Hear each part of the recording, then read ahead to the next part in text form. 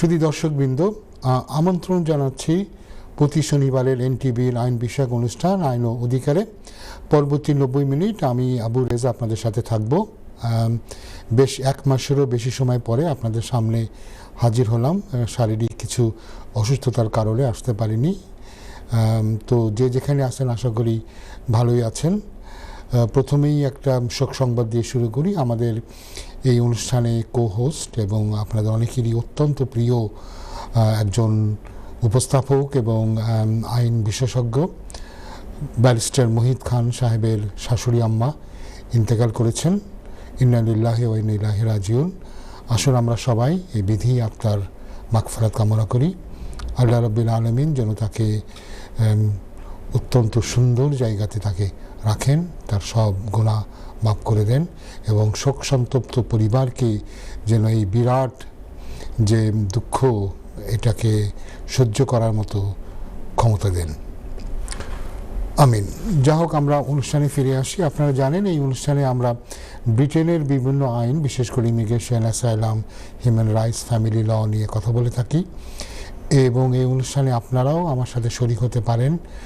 স্টুডিওর পর্দায়, টেলিভিশনের পর্দায় যে নাম্বারটা দেখছেন এই নাম্বারে ফোন করে আমার সাথে কথা বলতে পারেন। আইনের বিষয়ে যদি কোনো কিছু জিজ্ঞাসা করার থাকে তবে জিজ্ঞাসা করতে পারেন এবং আমার সাধ্য মতো আপনাদেরকে পরামর্শ দিতে চেষ্টা করব। একটা কথা অনুগ্রহপূর্বক মনে রাখবেন যে আমরা এই অনুষ্ঠানে যে সমস্ত পরামর্শ দিয়ে থাকি সেটা একটা প্রাথমিক ধারণা। আমরা আপনাদের কোনো কাগজপত্র দেখতে পাই না, আপনাদের সাথে সরাসরি বসে কথা বলারও সুযোগ আমাদের নাই। তো এই জন্যে আমরা যে সমস্ত পরামর্শ দিই এটাকে একটা গাইডলাইন হিসেবে নেবেন। অভিজ্ঞ কোনো আইনজীবীর কাছ থেকে পরামর্শর কোনো বিকল্প নাই। তো যাই হোক, আমাদের তো নতুন বছর হলো, নতুন বছর ইংরেজি নববর্ষেরও শুভেচ্ছা জানাই সবাইকে। আমরা বাংলাদেশ থেকেও বেশ অনেক ঘটনা ঘটে গেছে এই যে দীর্ঘদিন আপনাদের সামনে আসে নাই। এর মধ্যে বাংলাদেশে আমরা দেখতে পেয়েছি যে সাবেক প্রধানমন্ত্রী খালেদা জিয়া উনি পরলোক গমন করেছেন এবং তার জন্য সমস্ত দেশে প্রচণ্ড শোকের একটা আবহাওয়া ছড়িয়ে পড়েছিল। তার জানাজায় আমরা দেখেছি যে শরণার্থিত কালের মধ্যে অত্যন্ত বেশি শরণার্থীর ভিতরে একটা যে জনসমাগম হয়েছিল তার জানাজাতে, এটা খুবই উল্লেখযোগ্য।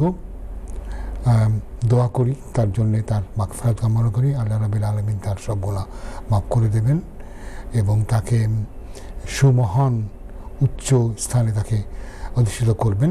একই সাথে আমরা দেখতে পেয়েছি যে গত 2024-এর অগস্ট বিপ্লবের অন্যতম নায়ক হাদি উনি পরলোক গমন করেছেন। ওনাকে আসলে হত্যা করা হয়েছে। তার জন্য সমস্ত বাংলাদেশে আমরা দেখেছি যে ভয়াবহ শোক, অনেক মারাত্মক শোকের একটা ব্যাপার ঘটে গিয়েছিল। লক্ষ লোক তার জানাজায় শরীক হয়েছে। তারও আত্মার মাগফিরাত কামনা করি। একজন কলার যুক্ত হচ্ছেন, লেখি কলার সাথে কথা বলিনি। হ্যালো কলার। ওয়ালাইকুম আসসালাম কলার, বলেন কি করতে পারি? আপনি স্টুডিওতে কথা বলছেন, বলেন। আমি শুনছি আপনার কথা। হ্যাঁ বলেন, আমি শুনছি আপনার কথা। জি বলেন। আমার আম্মারে দিছিল আপনার 10 ইয়ার রুটে। জি। আপনার হিউম্যান রাইটস আছে, তো ওখান আপনার ও জুনিয়র তান্দর কত হইব? সরি কি হইছে? 10 ইয়ার হইব কি তার ওর জন্য। তখন আমরা অ্যাপ্লিকেশন করলে তারিখটা আবার এক্সটেনশন করা লাগবে না, তাই ইন্ডিভিজুয়াল লিস্টে মেইন পাইবা। না, আপনার আম্মা যে 10 ইয়ার রুটে পেয়েছে, 10 ইয়ারের মধ্যে কত বছর তার অতিবাহিত হয়েছে? তাহলে যে জুনিয়র 10 বছর হইব। কবে হবে? জুন, আগামী জুনে। আগামী জুনে 10 ইয়ার হবে। আর তার কি এখনো তার ভিসা কবে শেষ হবে? জুনে শেষ হবে। কবে? জুনে। জি। তো তাহলে যদি তার আপনার জুনে শেষ হয় আর তার যদি আপনার 10 বছর পূর্ণ হয়, 120 মাস হয়ে যায়, তাহলে উনি সরাসরি ইনডেফিনিট লিভের জন্য অ্যাপ্লাই করবেন। আচ্ছা, আমি আমার যে সলিসিটার ওভারঅল রুলে মারছিলাম, তাই বল না আগে 30 মাসের লাগি 100 করতে হইব, 2.5 বছর পরে গিয়ে ইন্ডিভিজুয়াল লিভ টু রিমেইন ওলাই করতে হইব। আপনার আম্মার যদি ভিসা পাওয়ার পর থেকে 120 মাস অতিবাহিত হয়ে থাকে, ভালো করে শোনেন, ভিসা যখন উনি প্রথমে পেয়েছেন ট্রেনের রুটে তখন থেকে যদি 120 মাস অতিবাহিত হয় তবে উনি অ্যাপ্লাই করতে পারবেন। যদি 120 মাস থেকে কিছু সময় কম থাকে ওই সময়টার জন্য তাকে আবার অ্যাপ্লাই করে 120 মাস কমপ্লিট করে তারপরে তাকে ইনডিফিনিটের জন্য অ্যাপ্লাই করতে হবে। Okay, thank you. Thank you.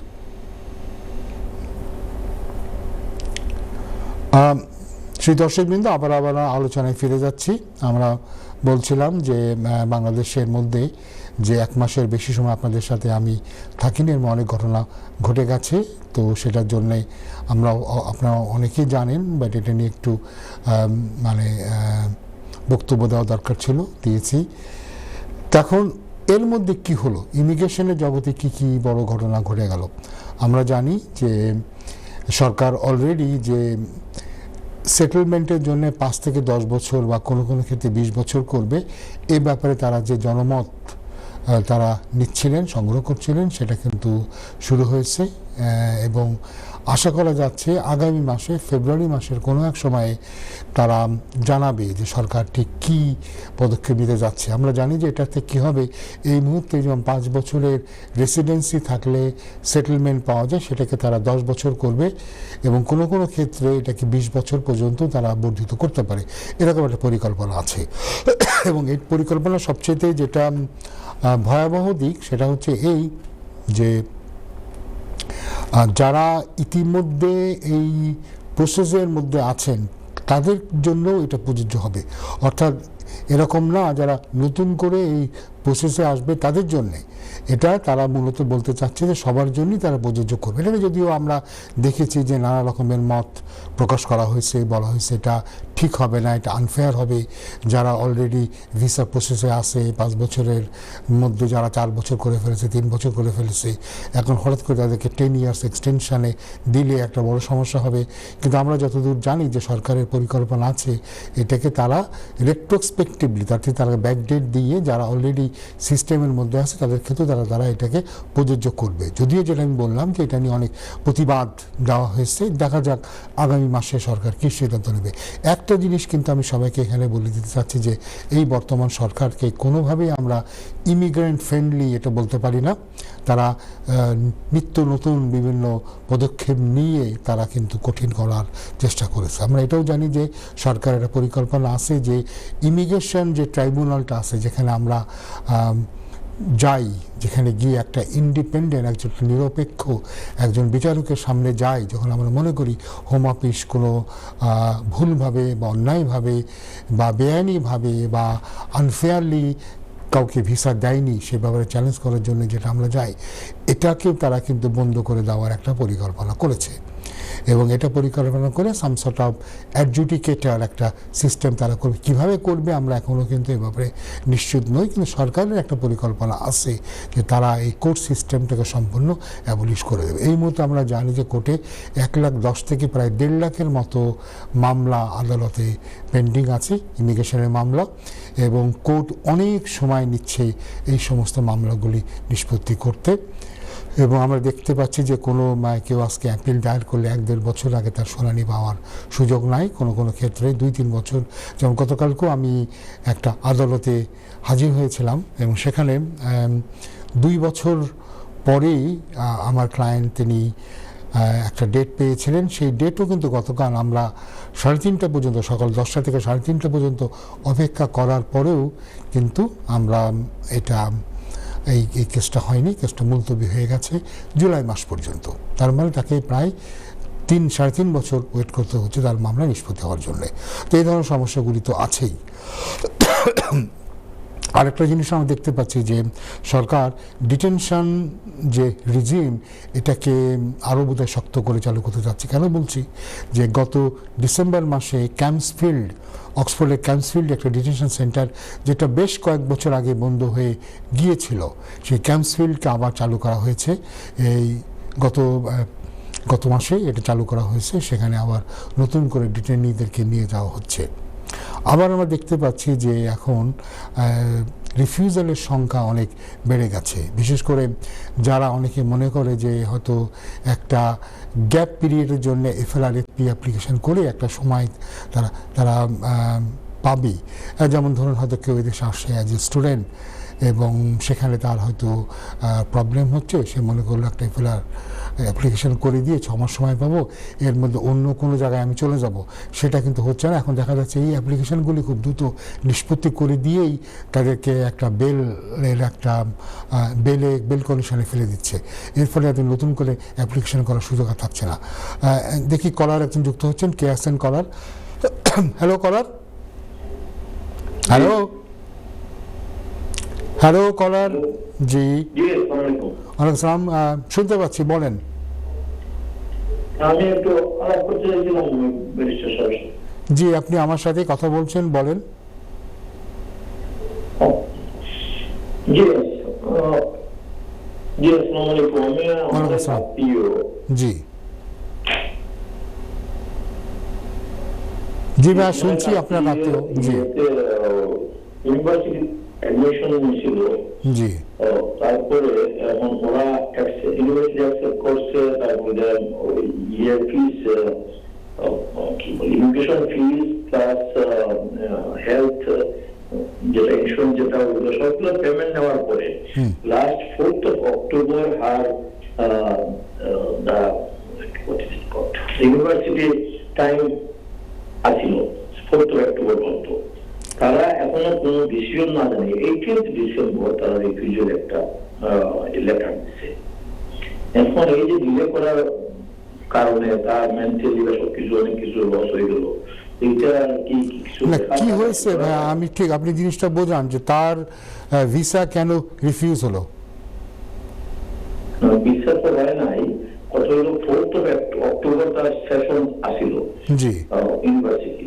জি এটা তারা জানাইতে অথচ আগেই কিন্তু অনেক বেশ আগে টাইম মতোই তারা ইন্টারভিউ সবকিছু হয়েছে। জি এখন লাস্ট 18 ডিসেম্বরে এক চিঠি আসছে যে রিফিউজাল। আচ্ছা, কেন তাকে রিফিউজ করেছে আপনি জানেন? এর ভিতরে অনেক রিমাইন্ডার দেওয়া হয়েছে, অনেক কিছু দেওয়া হয়েছে, ওই প্রসেসিং লিখে পাঠাইছে। এখন তারা এই ডিলে কি জন্য করলো ব্যাপারে কিছু জিজ্ঞেস করা যায় ওদেরকে না, কিন্তু তাকে রিফিউজ করলো কেন? রিফিউজ করার কি কোনো কারণ ছিল? ও রিফিউজ তো লেখছে যে তার কথাবার্তার সাথে মিল হয় না, কিন্তু রিফিউজ তো অনেক ক্লোজ থাকে, অনেক কিছু লিখে।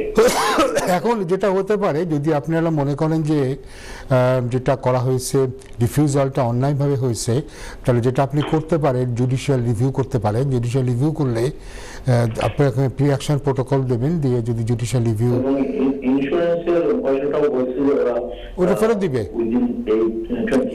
হ্যাঁ ওটা চাইলে ফেরত দিবে। জি ওটা চাইলে জি ওটা আপনি ফেরত দিবেন, ওটা আপনি লেখেন, ওদের কাছে কমপ্লেন করেন, ওদের কমপ্লেনের সেকশন আছে। কিন্তু মূল কেসের জন্য যেটা করা উচিত, যদি আপনি মনে করেন যে আনফেয়ারলি ট্রিটমেন্ট হয়েছে, তাহলে আপনি জুডিশিয়াল রিভিউ করতে পারেন। বহুত স্টুডেন্টেরই আমরা জানি যে এরকম জুডিশিয়াল রিভিউ করার পরে তারা কিন্তু কনসিড করেছে, তারা মেনে নিয়েছে এবং ভিসা গ্রান্টেড হয়েছে এবং হয়তো বা পরবর্তী সেশনে তারা আসতে পেরেছে। তো আমি মনে করি কোনো অভিজ্ঞ আইনজীবীর সাথে কথা বলে দেখেন যেখানে জুডিশিয়াল রিভিউ করার মতো মেরিট আছে কিনা। উনি যদি জেনুইন স্টুডেন্ট হন, নিশ্চয়ই ওই ভিসা যে রিফিউজালে তারা কারণ দেখিয়েছে যে কী কারণে তারা মনে করছে যে যিনি আসতে চেয়েছেন তিনি জেনুইন না। তবে এখানে একটা জিনিস খালি মনে রাখবেন, আমাদের একটা হিস্টোরিক্যাল রিজন আছে যে কারণে তারা অনেক বাংলাদেশি বা পাকিস্তানি স্টুডেন্টকে জেনুইন মনে করে না। কারণ আমাদের দেশ থেকে দেখা গিয়েছে যে একটা বিরাট সংখ্যক স্টুডেন্টরা এই দেশে আসার পরে আর পড়াশোনা করে না। তো সেখানে আপনি দেখেছেন যেখানে বিভিন্ন বিশ্ববিদ্যালয়, কভেন্ট্রি, লন্ডন মেট্রোপলিটন, বিভিন্ন বিশ্ববিদ্যালয় তারা কিন্তু বাংলাদেশি স্টুডেন্ট রিক্রুট করছে না। এখন যে কোনো কারণে এই যে বললাম যে আমাদের দেশের অ্যাপ্লিকেন্টদের প্রতি একটা সন্দেহ আছে। তো আপনি যেটা আপনি করবেন, অভিজ্ঞ আইনজীবীর কাছ থেকে পরামর্শ নিয়ে একটা জেআর করবেন। জেআরে যদি আপনার তারা কনসিড করে, তাহলে তাকে আবার তারা ভিসা দিবে বা তারা ইন প্রিন্সিপাল ভিসা দিতে এগ্রি করবে। বলে আবার যদি উনি স্টুডেন্ট স্টুডেন্ট অ্যাপ্লিকেশনটাকে রিনিউ করতে পারেন, নেক্সট ইয়ারের জন্য উনি ভিসা পাবেন। আর যেটা আপনি বললেন যে IHS হেলথ চার্জের কথা, এটা কিন্তু অবশ্যই তারা ফেরত দিবে। যদি ফেরত না দেয় তো দেখবেন হোম অফিসের ওয়েবসাইটে আছে একটা কমপ্লেন হাব, ওই কমপ্লেন হাবে কমপ্লেন করলে ওরা উইদিন 2 উইকস একটা রেসপন্স দেবে এবং আপনি অবশ্যই পয়সা ফেরত পাবেন। ধন্যবাদ।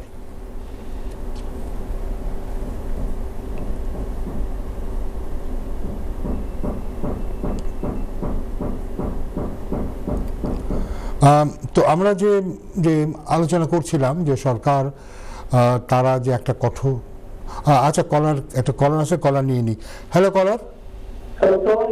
ওয়ালাইকুম আসসালাম, কলার বলেন। জি বলেন ভাইয়া। জি তো এটা হচ্ছে নভেম্বরের ফার্স্ট উইকে আমরা সব কাগজপত্র ডাউনলোড করে পেমেন্ট করে দিচ্ছি। জি এবং নভেম্বরের 17 তারিখে ওরা বায়োমেট্রিকটা নিচ্ছে। জি বায়োমেট্রিক নেওয়ার পরে এখন আমরা জানতে চাচ্ছি টাইম ফ্রেমটা কতদিন, কতদিনের মধ্যে তারা এটা সাধারণত আপনার 3 থেকে 6 মাসের মধ্যে তারা একটা ডিসিশন দিয়ে দিবে, 3 to 6 মান্থস। জি এটা আগেও হতে পারে, পরেও হতে পারে, বাট অ্যাভারেজ টাইম ফ্রেম হচ্ছে 12 উইকস থেকে আপনার 24 উইকস।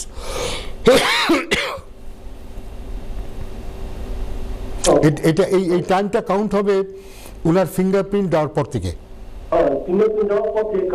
জি, কারণ ফিঙ্গারপ্রিন্ট না দেওয়া পর্যন্ত এই ফাইলটা কেস ওয়ার্কারের কাছে যায় না। কারণ ফিঙ্গারপ্রিন্ট না দিলে, ফিঙ্গারপ্রিন্ট না দেওয়ার কারণেই কেসটা অটোমেটিক্যালি রিফিউজ হবে।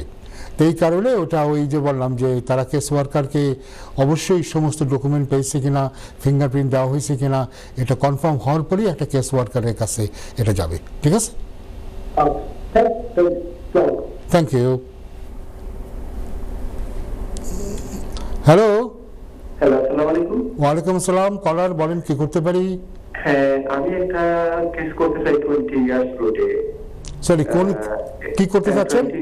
20 ইয়ার্স রোড। 20 ইয়ার্স রোডে, জি, লং রেসিডেন্স। জি বলেন। হ্যাঁ, এখন আমি ইলিগাল ভাবে আসি দেশে, তো যদি কেস করি এরপরে আমি কোনো হাম করতে পারবো না বা কোনো গ্যারান্টি নিয়ে থাকতে পারবো না। আমার কি করতে চাচ্ছেন ভাই? আমি যেটা বুঝতে পারলাম সেটা হচ্ছে আপনি 20 ইয়ার্স আছেন এই দেশে এবং এটার ভিত্তিতে আপনি একটা অ্যাপ্লিকেশন করবেন, এর বাকিটা কিন্তু বুঝতে পারিনি। হ্যাঁ, মনে করেন আমি কেস করার পরে হাম করতে পারবো না। কি করতে পারবেন কিনা? কাজ করতে পারবো না, কাজের কোনো ইয়ে নাই, এটা কোনো কাজের কোনো অনুমতি নাই, এরকম কোনো আইনও নাই। আপনি অ্যাপ্লিকেশন করে অ্যাপ্লিকেশন সাকসেসফুল হলে তবে আপনি কাজের অনুমতি পাবেন। আর এটা মনে রাখবেন, এই কাজের করার অনুমতি শুধুমাত্র যারা অ্যাসাইলাম সিকার তাদেরকেই দেওয়া হয়। যদি তারা অ্যাসাইলাম ক্লেম করে এবং 1 বছরের ভিতরে যদি কোনো ডিসিশন না পায়, তাও তারা সব কাজ করতে পারে না। যেমন ধরেন আপনি রেস্টুরেন্টে কাজ করবেন, সুপারমার্কেটে কাজ করবেন, এগুলো করার কোনো ইয়ে নেই, পারমিশন নাই। যেগুলি আগে যেটা শর্টেজ ক্যাটাগরিতে ছিল, এখন যেটা ইমিগ্রেশনের স্কিল ওয়ার্কার যে লিস্টে আছে, সেই লিস্টে যে সমস্ত জবগুলি আছে খালি ওই জবগুলো করার জন্য পারমিশন দেবে শুধুমাত্র অ্যাসাইলাম সিকার যারা ফ্রেশ ক্লেম করছেন, অ্যাসাইলাম ফ্রেশ ক্লেম তাদের জন্যে। অন্য যারা আছেন হিউম্যান রাইটস অ্যাপ্লিকেশন করবেন, যেমন আপনারটা কিন্তু হিউম্যান রাইটস অ্যাপ্লিকেশনের আন্ডারেই এটা ক্লাস, যদি এটা ইমিগ্রেশনের রুলের মধ্যে আসে তবু এটা ওয়াইডার হিউম্যান রাইটস আন্ডারেই এটা আসবে, এটাতে কাজের কোনো পারমিশন নাই। তো আমি যদি মনে করেন কাজ করি ইমিগ্রেশনে, কি আমাকে অথবা মালিককে সাইন করবে কিনা? আর যদি আপনি যদি এই কাজ করতে গিয়ে ধরা পড়েন তাহলে যেটা হবে, এক হচ্ছে এটা আপনার অ্যাপ্লিকেশনের উপরে এর একটা প্রভাব পড়বে, দ্বিতীয়ত আপনার মালিকের প্রায় 60-65 হাজার পাউন্ডের মতো তার ফাইন হতে পারে। আর কোন করে যদি থাকি, মানে কাজ যদি করি না, যদি কোনো রেন্টে নিয়ে থাকি কোনো সমস্যা হবে? আপনি যদি কোনো রেন্টেড বাসায় থাকেন এবং আপনার বাড়িওয়ালা যদি আপনার রাইট টু রেন্ট এটা যদি উনি চেক করে না থেকে থাকেন, তাহলে বাড়িওয়ালার ফাইন হয়ে যাবে। বাড়িওয়ালা ফাইন হবে না? ফাইন হবে। কারণ উনি যদি এমন কাউকে ভাড়া দেন, যার এই দেশে থাকার অনুমতি নাই, তবে বাড়িওয়ালার ফাইন হয়ে যাবে। তার হয়তো কত আপ টু 45,000 তার ফাইন হতে পারে বাড়িওয়ালার। হ্যাঁ, এবার স্টেশনটা আমি শেষ একটা কথা জিজ্ঞেস করি। এখন মনে করেন আমি যে কেস করলাম, কেস করার পরে আমি এখন হাতেও করতে পারবো না, থাকতেও যদি পারি না কোনো, তা আমি থাকবো পরিবার কি তখন? প্রথমত এখানে আপনাকে দুটো জিনিস মনে রাখতে হবে, যে আপনাকে তারা এই দেশে থাকার জন্য আমন্ত্রণ জানায় নাই, থাকতেও আপনাকে বলে নাই, আপনি নিজের রিস্কে এদেশে আছেন, এটা আপনাকে মনে রাখতে হবে। শুনতে খারাপ লাগবে, বাট এটা তাদের কথা যে তোমাকে তো থাকতে বলি নাই। তো এত বাধা বিপত্তি মেনেও যদি কেউ 20 বছর এই দেশে থাকতে পারে এবং কোনোভাবে পাবলিক ফান্ডের পরে ডিপেন্ড করেনি, সেক্ষেত্রে এটা একটা কনসেশন। এই কনসেশনের কারণে তারা ভিসা দেয়। এটা কখনোই তারা আপনাকে এইরকম কোনো আমন্ত্রণ দিচ্ছে না যে তুমি আন্ডারগ্রাউন্ডে গিয়ে ঘাটি গেড়ে ঘেট বেড়ে 20 বছর থাকো, তারপরে 20 বছর পরে হুট করে উঠে এসে বলো অ্যাপ্লিকেশন করবো। এরকম কিন্তু কখনো কোনো এনকারেজমেন্ট নাই। যদি আপনি এরপরও থাকতে পারেন, হয়তো ফ্যামিলি আপনাকে সাপোর্ট করছে, বন্ধু বান্ধব আপনাকে আশ্রয় দিয়ে রেখেছে, আপনাকে খেতে দিচ্ছে, পড়তে দিচ্ছে, এইভাবে কোনো না কোনোভাবে আপনি 20 বছর করে ফেলেছেন, সেক্ষেত্রে এটা একটা কনসেশন। যেটা কখনোই এটা একটা ওয়েলকামিং একটা ব্যাপার নয়, যেটা আমাদের একটা ভুল ধারণা, যেটা আপনি যে এখানে আসেন, এই যে বললাম, তারা আপনাকে কখনো থাকতে বলে না, আসতেও বলে নাই। তার ফলে তাদের তো আপনার প্রতি ওই ধরনের কোনো অব্লিগেশন না। হ্যাঁ, ঠিক আছে, আপনি যদি একদম ডেস্টিটিউট হয়ে যান, না খেয়ে বলেন, তাহলে আপনাকে যেটা করতে হবে, আপনাকে লোকাল কাউন্সিলে আপনি যাবেন, লোকাল কাউন্সিলে গিয়ে বলবেন আমি ডেস্টিটিউট, আমার থাকার জায়গা নাই। তো লোকাল কাউন্সিলের একটা রেসপন্সিবিলিটি আছে আপনাকে একটা সেন্টার দেওয়ার এবং আপনাকে সাপোর্ট করার। এটা আপনি করতে পারেন। এখানে বিভিন্ন চ্যারিটি আছে, বিভিন্ন অর্গানাইজেশন আছে যারা আপনাকে সাপোর্ট করবে। কিছু আলোচনা করছিলাম, আমরা বলছিলাম যে সরকারের একটা কঠোর নীতি আমরা দেখতে পাচ্ছি ইমিগ্রেন্টের ব্যাপারে, এবং আমরা দেখতে পাচ্ছি যে তারা অ্যাসাইলাম সিকারদের প্রতি বেশ কঠোর ব্যবস্থা তারা নিচ্ছেন। আমরা এটাও মেনশন করেছি যে ক্যাম্পসফিল্ড ডিটেনশন সেন্টার অনেক দিন বন্ধ থাকার পরে আবার চালু হয়েছে গত বছরের শেষার্ধে, একদম ডিসেম্বর মাসের মাঝামাঝি। তার মানে তারা আরও লোককে তারা ডিটেনশন সেন্টারে রাখছে। তো এটার ফ্যাসিলিটিস আমি যতদূর জানি, যেখানে 160 জনের মতো লোক তারা ডিটেন করে রাখতে পারবে। আরেকটা জিনিস যেটা আমরা বলছিলাম, যে এখন দেখা যাচ্ছে যে খুব দ্রুত, এমনকি যে অনেকেই মনে করে যে আমাদের বিশেষ করে স্টুডেন্টের মধ্যে একটা প্রবণতা আছে যে এই দেশে আসার পরে যে কোনো কারণেই হোক, হয়তো ইউনিভার্সিটিতে তারা গেল না বা প্রবলেম হলো, তারা অন্য কোনো জায়গায় তারা যেতে চাচ্ছে, অন্য কোনো ভিসাতে তারা সুইচ করবে। তো এই অবস্থাতেই তারা কিছুদিন সময় পাওয়ার জন্য FLR অ্যাপ্লিকেশন করছে। এই অ্যাপ্লিকেশনগুলো করলে আগে দেখা যেত অনায়াসে 6 মাস, 1 বছর, 2 বছরও সময় পাওয়া যেত। এখন হোম অফিস বুঝতে পেরেছে যে এইগুলির কী উদ্দেশ্য আছে, তো এই অ্যাপ্লিকেশনগুলি তারা এখন রিফিউজ করছে, অধিকাংশ ক্ষেত্রে কোনো অ্যাপিল রাইট না দিয়ে, এবং ইমিডিয়েটলি তারা বেল কন্ডিশন দিয়ে দিচ্ছে। তো দিয়ে কী করছে, তারা ফার্দার অ্যাপ্লিকেশন করার পর তারা অনেকটাই রুদ্ধ করে দিচ্ছে। তাই জন্যে কেউ যদি এরকম কোনো পরিস্থিতির সম্মুখীন হন, তো তারা একটু ভালো করে ভেবে নিয়ে তারপরে অ্যাপ্লিকেশানগুলি করবেন। তো আমরা যেটা আপডেটে যেটা শুরু করেছিলাম, আমরা বলছিলাম যে সরকারের একটা পরিকল্পনা আছে, যেটা মনে হচ্ছে যে তারা এই ইমিগ্রেশন অ্যান্ড অ্যাসাইলাম যে ট্রাইব্যুনাল, এটাকে তারা বাতিল করে দেবে। তো ফলে কী হবে, অনেকেই আমরা যারা এখন এই মুহূর্তে হয়তো ভিসাতে অ্যাপ্লিকেশন করলাম থাকার জন্য, ভিসাটা রিফিউজ হলো, তাদের যে একটা অ্যাপিলের সুযোগ যেটা এখন আছে, এটা রেস্ট্রিক্ট হবে। আমরা এটাও জানি যে 2014 সালের পর থেকে অধিকাংশ ক্ষেত্রেই কিন্তু অ্যাপিলের রাইট আর নাই। ভিজিট ভিসা বা ফ্যামিলি ভিসা, এ সমস্ত ভিসা, এমনকি ওয়ার্ক ভিসাতে আর এখন অ্যাপিলের রাইট নাই। ফ্যামিলি অ্যাপ্লিকেশনে যে অ্যাপিলের রাইটটা পাওয়া যায়, এটা কিন্তু হিউম্যান রাইটসে পাওয়া যায়। ইমিগ্রেশনের রুলের আন্ডারে কিন্তু এই রাইটটা নেই। একজন কলার যুক্ত হচ্ছেন, কে আছেন কথা বলি। হ্যালো কলার। হ্যালো। ওয়ালাইকুম আসসালাম, বলেন কলার, আপনি কি জানতে চাচ্ছেন? আপনি কথা বলছেন।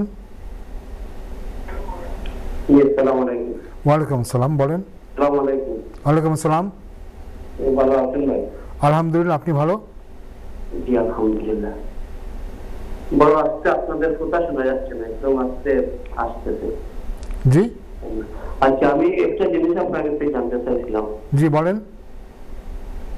জি, আমার কথা হচ্ছে এটা, আমি এখানে 10 ইয়ার্স রুটে ছিলাম। জি। আমি 10 ইয়ার্স রুটে ছিলাম, তো বর্তমানে আমি আইএলআর পাইছি, বুঝছেন?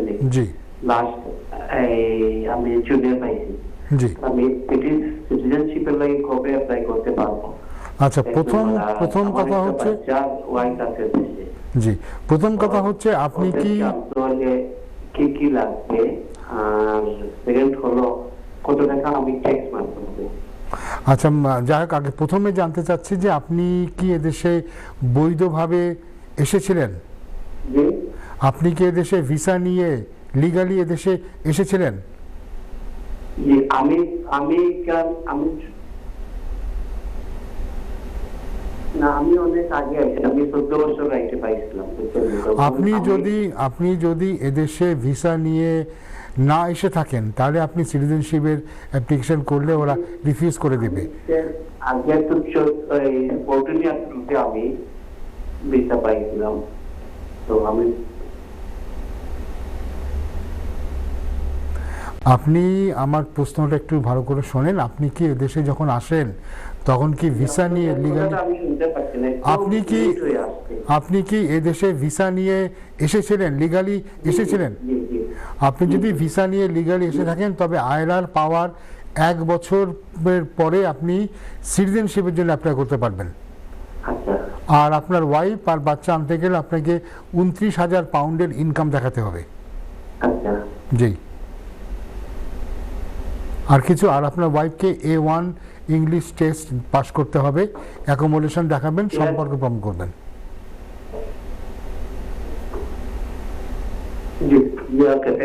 Thank you. জি, আরেকজন কলার যুক্ত হচ্ছেন, দেখি কে আছেন। কলার, ওয়ালাইকুম আসসালাম। ভাইয়া কেমন আছেন? আমি আছি আলহামদুলিল্লাহ। হ্যাঁ জি ভাই, আমার একটা প্রশ্ন। আমি গত ডিসেম্বরে আমার একটা আপিল হিয়ারিং হয়েছিল। কি হয়েছিল? তো আপিল হিয়ারিং। অ্যাপিল হিয়ারিং, আচ্ছা। ইমিগ্রেশন অ্যাপিল নাকি অন্য কিছু? ইমিগ্রেশন অ্যাপিল, জি বলেন। তো আমি এটা ওয়েট করছি, আপনার গত 3 জানুয়ারি আমি ডিসিশন পাইছি। জি, গুড, ভেরি গুড, কংগ্রাচুলেশনস। তো এখন কথা হচ্ছে, প্রথমে এটা ছিল আমার, প্রথমে এটা ডিসিশন ছিল, তারপর আবার ট্রাইব্যুনাল থেকে আবার কাস্টমার ট্রাইব্যুনাল আসছে। জি, তারপর এখানে অনুমান করছি। এখন এটা আর্টিকেল 8 এর মাধ্যমে অ্যালাউ করেছে। জি, অ্যালাউ করেছেন। জি, এখন মানে আমি চিন্তা করতেছি এটা কি ঠিক আছে সবকিছু? ভাই, আমি তো আপনার কাগজ তো আমি আর দেখতে পাইনি, তো যেটা হবে আপনার আর্টিকেল 8-এ যদি আপনি অ্যাপিল পেয়ে থাকেন আর হোম অফিস যদি আবার পারমিশন অ্যাপিল না চেয়ে থাকে, তবে তারা 14 সপ্তাহের ভিতরে, উইদিন 14 উইকস তারা এটাকে ইমপ্লিমেন্ট করবে, আপনাকে 2.5 বছরের ভিসা দেবে, 10 ইয়ার রুটে আপনাকে রাখবে। প্রশ্নটা হচ্ছে এইখানে যে ওই ফার্স্ট টাইম প্রথম তো ফার্স্ট ট্রাইব্যুনাল ছিল, তারপরে এটা আবার ট্রাইব্যুনালে গেছে। জি, তারপর আবার ফার্স্ট ট্রাইব্যুনাল আছে, এটা গ্রান্ট হয়েছে। জি, এখানে কি আবার হোম অফিস কিছু করবে নাকি এটা? হ্যাঁ, হোম অফিস যদি মনে করে যে তারা যদি মনে করে যে ফার্স্ট ইয়ার যেটা আপনার নতুন যে হিয়ারিংটা হলো, রেমিটেড যে হিয়ারিংটা হলো বা রিহিয়ারিং যেটা হলো, সেখানে যদি তারা মনে করে আইনের কোনো ত্রুটি আছে তাহলে সে পারমিশন চাইতে পারে। বাট এই ব্যাপারে আপনাকে আপনার যিনি সলিসিটার বা ব্যারিস্টার যিনি হেল্প করছেন উনি মোটামুটি আইডিয়া দিতে পারে, কারণ উনি তো আপনার জাজমেন্টটা পড়েছে, উনি তো ডিসিশনটা পড়েছে। ডিসিশন পড়ে যদি উনি মনে করে যে এখানে কোনো আসপেক্ট আছে যেটা হোম অফিস চ্যালেঞ্জ করতে পারে, তো উনি আপনাকে গাইড দিতে পারে। আপনি 14 দিন ওয়েট করেন, হোম অফিসে 14 দিন টাইম আছে, তারা অ্যাপিল করলে 14 দিনের মধ্যেই তাকে অ্যাপিল করতে হবে। আচ্ছা ভাই, okay, thank you. Thank you.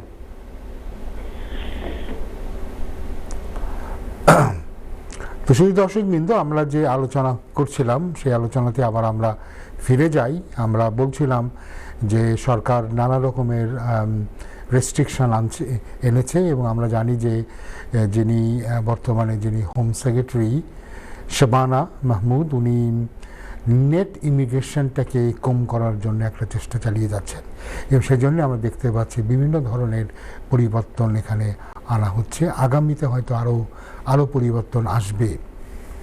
এখন আমরা আরেকটা জিনিস এখানে একটু বলে দেওয়া দরকার, সেটা হচ্ছে যে এই যে সোশ্যাল মিডিয়াতে থেকে যে সমস্ত এভিডেন্স আমরা ইউজ করতে চাই এ ব্যাপারে একটা গাইডেন্স জারি করা হয়েছে। যারা এ ব্যাপারে ইন্টারেস্টেড তারা একটুখানি এটা একটু গাইডেন্সটা পড়ে রাখবেন। এটা দেখাটা খুবই দরকার যে সোশ্যাল মিডিয়া থেকে এখন আমরা জানি যে এই মুহূর্তে সোশ্যাল মিডিয়ায় তো সব কিছু অনেক কিছুই তো তারা নির্ধারণ করছে। এখন সোশ্যাল মিডিয়া থেকে যে এভিডেন্স আমরা পাই এটার আমরা কতটুকু কোর্টে আমরা ব্যবহার করতে পারবো। তো যারা আইনজীবী আছেন বা যারা নিজেরা হয়তো নিজের কেস কন্ডাক্ট করছেন তাদের উচিত হবে এই সমস্ত গাইডেন্সগুলো একটু দেখা।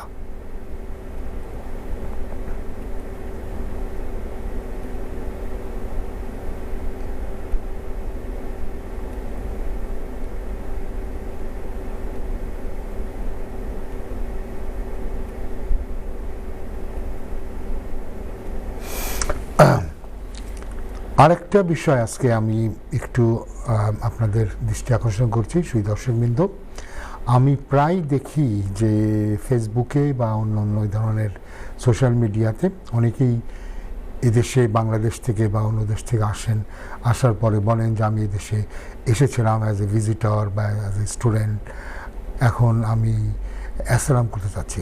একজন কলার মধ্যে যুক্ত হচ্ছেন। হ্যালো কলার, হ্যালো কলার, কলারকে মনে হয় আমরা হারিয়ে ফেলেছি। তো যেটা আমি বলতে, হ্যালো হ্যালো, হ্যাঁ জি কলার বলেন। হ্যালো কলার, হ্যালো কলার, শুনছি আপনার কথা, আমাকে বলেন। আমি একটা প্রশ্ন করতাম আজকে। জি করেন। আমার অ্যাপ্লিকেশন করছিলাম না, সিটিজেনশিপ অ্যাপ্লিকেশন করছিলাম। জি 3 মাস 3.5 মাস হয়ে গেছে। জি তারা আমার ডিসেম্বর 12 তারিখ জানাইছে আমি ইয়ে করতাম, আরো কিছু এভিডেন্স দিতাম, মেডিকেল এভিডেন্স, জি ওটা আনলাইনে লাইফ দিয়ে গিয়ে ওটা টেস্ট দিতাম, লাগিয়ে দিতে পারি না। জি মেন্টাল প্রবলেম আছে, শারীরিক প্রবলেম আছে। আমার টাইম দিয়েছিলাম আমরা জানুয়ারির 2 তারিখের ভিতরে আমি দিতাম আরো এভিডেন্স। জি টাইম দিয়েছিলাম, টাইম বাড়াইবার লাগছে মাস, তখন আবার 6 তারিখ জানুয়ারি 6 তারিখ দিয়েছিল না, 30 তারিখের ভিতরে মেডিকেল এভিডেন্স বা আগে দিতাম আমি।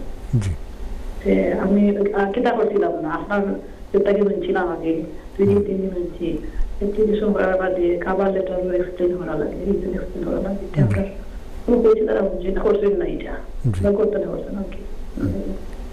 তখন কিতা মেডিকেল ডাক্তারের লেটার ট্রাই করলাম, কালেকশন করলাম। এটা ওটাও সেন্ড করলে বলি না, আপনাকে যেটা করতে হবে, আপনাকে ডাক্তারের যে রিপোর্ট, আপনি যে লাইফ ইন দি ইউকে, যে আপনি যে life in the UK test দিতে পারছেন না, কেন পারছেন না, আপনার কি ধরনের শারীরিক অসুস্থতা আছে যে অসুস্থতার কারণে আপনি লাইফ ইন দি ইউকে দিতে পারবেন না, এটা কিন্তু তারা ভালো করে ওই ডাক্তারকে ব্যাখ্যা করতে হবে। এবং একটা কভার লেটার দিয়ে আপনার লয়ার, আপনার সলিসিটর, আপনার ব্যারিস্টার তারা ব্যাখ্যা করে দেবে যে আপনার এই যে অসুখ, এই অসুখের সাথে আপনার টেস্ট দেওয়ার কী সম্পর্ক আছে, এটাকে বলতে হবে। যেমন ফর এক্সাম্পল একজনের যদি তার পেটের অসুখ হয়, তার পেটের অসুখের জন্য তো সে বলতে পারে না যে পেট খারাপ হয় এই জন্য আমি ইংলিশ টেস্ট বা লাইফ ইন দিতে পারি না। অর্থাৎ যে টেস্টটা আপনি দিতে পারছেন না সেটার সাথে আপনার শারীরিক অসুস্থতার সম্পর্ক দেখাতে হবে। এই অসুস্থতার কারণে এই টেস্টটা আপনি দিতে পারছেন না। যেমন অনেকের আপনার হয়তো মেমারিতে, স্মরণশক্তিতে প্রবলেম হয়, তারা বলতে পারে তার এই স্মরণশক্তির যে প্রবলেম আছে সেটার কারণে আপনি কোনো ইংরেজি টেস্ট দিতে পারছেন না। তো এরকম এটা ডক্টর ভালো করে ব্যাখ্যা করবে এবং তারপরে আপনার যিনি আইনজীবী উনি সুন্দর করে এটাকে দিয়ে ব্যাখ্যা দিয়ে একটা কভার লেটার দিয়ে দেবেন।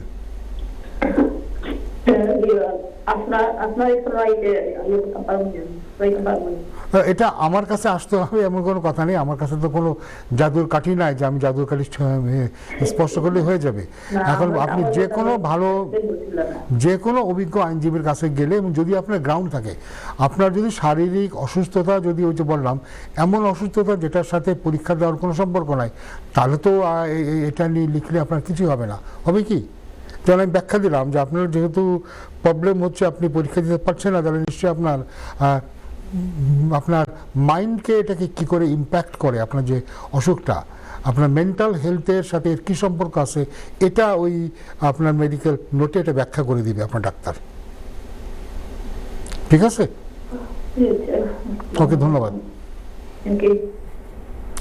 ধন্যবাদ। সেই দর্শক, আমি যে কথাটা বলতে চাচ্ছিলাম যে আমি ইদানিং প্রায় দেখছি যে অনেকেই লেখেন ফেসবুকে বা সোশ্যাল মিডিয়াতে যে আমি ইংল্যান্ডে এসেছিলাম, এখন আর যেতে চাচ্ছি না, বা স্টুডেন্ট হিসেবে এসেছিলাম, পড়তে চাচ্ছি না, থাকার জন্যে একটু আমি অ্যাসাইলাম ক্লেম করব। এখন অ্যাসাইলাম ক্লেমটা কিন্তু থাকার জন্য নয়, অ্যাসাইলাম ক্লেম শুধুমাত্র তাদেরই জন্যে যাদের দেশে ফিরে গেলে বিপদ হতে পারে, যাদের জীবনের নিরাপত্তা থাকবে না, বা যাদের ব্যক্তিগত স্বাধীনতা ক্ষুণ্ণ হবে, এরকম লোকদের জন্যই কিন্তু অ্যাসাইলাম এদেশে থাকার আর কোনো, এটা অন্য কোনো রাইট নয়। তো এই জন্যে যারা অ্যাসাইলাম ক্লেম করবেন, এরকম বেহুদা মিনিংলেস অ্যাসাইলাম ক্লেম করবেন না। কারণ অ্যাসাইলাম ক্লেম করলে সবচেয়ে বড় যে অসুবিধা হচ্ছে এই যে যদি কোনো কারণে আপনার এই ক্লেমটা রিফিউজ হয়ে যায়, তাহলে আপনার কিন্তু এদেশে আসার পথটা বন্ধ হয়ে যাচ্ছে। এবং শুধু তাই নয়, আপনার যেহেতু ফিঙ্গারপ্রিন্টটা চলে যাবে ইউরোপের বিভিন্ন দেশে, ইউরোপের অন্য দেশে ভিসা পাওয়া, কিংবা আমেরিকা, কানাডা, অস্ট্রেলিয়াতেও ভিসা পাওয়া কঠিন হয়ে যাবে। কারণ এই দেশগুলি ব্রিটেনের সাথে তারা স্ট্যাটিস্টিক্স তারা শেয়ার করে। তো এই জন্য অ্যাসাইলাম নেওয়ার আগে বারে বারে ভাববেন যে যদি আমার অ্যাসাইলামটা কোনো কারণে নাকচ হয়ে যায়, তাহলে আমি কী করব। সেই জন্য যদি আপনার আদতে কোনো অ্যাসাইলামের মতো কেস না হয়ে থাকে, তবে এই ধরনের অ্যাপ্লিকেশানটা করাটা ঠিক হবে না। তো প্রায় সময় আমরা যেটা দেখি যে আমি অ্যাসাইলাম চাই, অনেকে বলেও বসে যে কোন গ্রাউন্ডে অ্যাসাইলাম করলে আমার এই কেসটা আমি জিততে পারবো। এটা কিন্তু কেউ বলতে পারবে না। আপনি কিন্তু কোনো গ্রাউন্ড বানাতে পারবেন না। গ্রাউন্ডটা থাকবে, আপনার নিশ্চয়ই কোনো কারণ থাকবে, এই কারণটা কোনো সলিসিটার, কোনো ব্যারিস্টার আপনাকে বানিয়ে দিতে পারবে না, বা কেউ আপনাকে কাগজও তৈরি করে দিতে পারবে না। এটা কেউ দিয়ে নিয়ে, এটা বেআইনি, এবং এটা অবশ্যই যিনি করবেন তার যে পেশাদারিত্বের খুব একটা বড় খারাপ কাজ তিনি করলেন, তার এটা পেশাদারিত্বের প্রমাণ তিনি রাখতে পারলেন না। তো এই কথাগুলি একটু কাইন্ডলি মনে রাখবেন যে অ্যাসাইলাম সবার জন্য নয়। চাইলেই আমি এটা এখন থাকতে যাচ্ছি, অতএব আর আমার কিছু করার নাই, আমি একটা অ্যাসাইলাম ক্লেম আমরা করে দিলাম, এভাবে কিন্তু এটা আসলে চলে না। আপনার অবশ্যই শক্তিশালী কারণ থাকতে হবে। এবং একটা কথা মনে রাখতে হবে, আমরা দেখেছিলাম যে 2023 সালে যে ঢালাওভাবে হোম অফিস অ্যাসাইলাম গ্রান্ট করেছে। এটার কারণ এই নয় যে আপনাদের যারা পেয়েছে এদের সবার কেসগুলি খুব শক্তিশালী কেস ছিল, তা কিন্তু নয়। এখানে যেটা হয়েছিল যে তাদের একটা হিউজ ব্যাকলগ ছিল, প্যান্ডামিক এবং এর পরের অন্যান্য ঝামেলার কারণে অনেক কেস ফাইলে জমে গিয়েছিল। সেটাকে ক্লিয়ার করার জন্য তারা র্যান্ডম, এবং আমরা জানি যে এটা তাদের ইতিহাসে সর্বাধিক 65% ক্ষেত্রে তারা অ্যাসাইলাম গ্রান্ট করেছে। আমরা জানি এটার কারণে কী হয়েছে, একটা রং মেসেজ ছড়িয়ে গেছে, সবাই মনে করছে যে এখন অ্যাসাইলাম পাওয়া খুব সহজ। এজন্য আমরা দেখি এদেশে আসলাম। এদেশে একটা যে ঘটনা আমরা দেখতে পেয়েছি যে স্টুডেন্ট হিসেবে যারা এদেশে আসলেন, সেই স্টুডেন্ট এবং ওয়ার্ক পারমিট হোল্ডারদের একটা বিরাট অংশ কিন্তু তারা কাজ না করে বা স্টুডেন্ট পড়াশোনা না করে গিয়ে তারা অ্যাসাইলামের রুটে চলে গেলেন। এটার কারণে আমরা দেখতে পাচ্ছি যে অনেক ক্ষেত্রে অনেক দেশ থেকে তারা স্টুডেন্ট ভিসাকে রেস্ট্রিক্টেড করে দিচ্ছে। তো যে দেশগুলি তালিকাকে তারা বলছে যে এই দেশ থেকে স্টুডেন্ট বেশি ভিসা নিয়ে এসে তারা অ্যাসাইলাম চায়, তার মধ্যে পাকিস্তান আছে। বাংলাদেশ যদিও এই তালিকাতে নাই, তো এই তালিকাতে হয়তো খুব শিগগিরই বাংলাদেশে অন্তর্ভুক্ত হবে। কারণ আমরা জানি যে একটা উল্লেখযোগ্য সংখ্যক বাংলাদেশিরা এই দেশে ভিসা নিয়ে এসে, ওয়ার্ক পারমিট ভিসা নিয়ে এসে, স্টুডেন্ট ভিসা নিয়ে এসে তারা নিজের কাজ না করে, পড়াশোনা না করে, কাজ না করে তারা এই অ্যাসাইলামের ধান্দাতে জড়িত হয়েছে। এই কারণে এই কান্ট্রি সম্পর্কে যে প্রোফাইল কিন্তু এফেক্টেড হচ্ছে।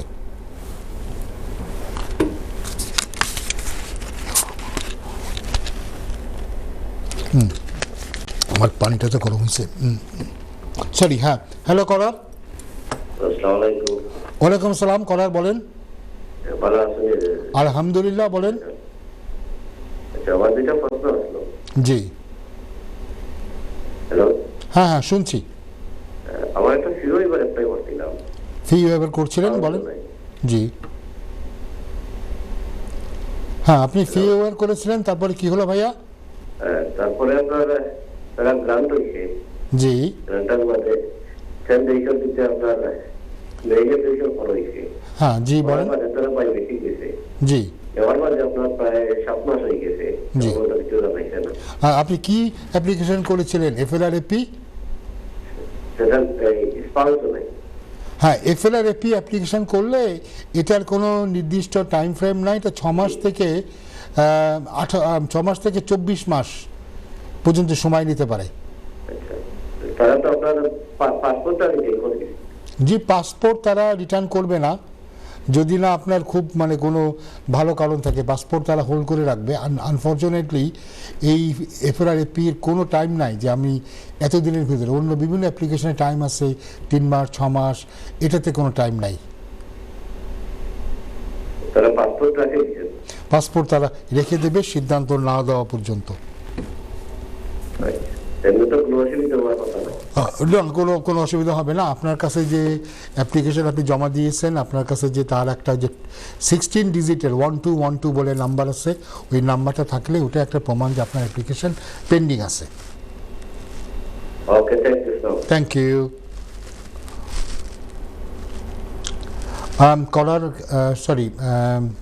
দর্শকবৃন্দ, আমরা যে আলোচনা করছিলাম যে এই অ্যাসালামের ব্যাপারে, যে অনেকেই মনে করে যে অ্যাসালামটা বোধহয় দেশে থাকার আরেকটা পথ, এবং সেই কারণে তারা অ্যাসালাম করে, এবং অ্যাসালামটাই কিন্তু তাদেরকে বুঝতে হবে যেটা সবার জন্য নয়, তার এমন কারোর জন্যে যার দেশে ফিরে গেলে যার বিপদ হবে, এবং যার যে বিপদ, যে সমস্যা যেটা হবে সেটাতে তার দেশে সরকার তাকে রক্ষা করতে পারবে না, বা দেশের ভিতরে অন্য কোনো জায়গাতে সে মুভ করে সে সরে গিয়ে সে নিরাপদ হতে পারবে না।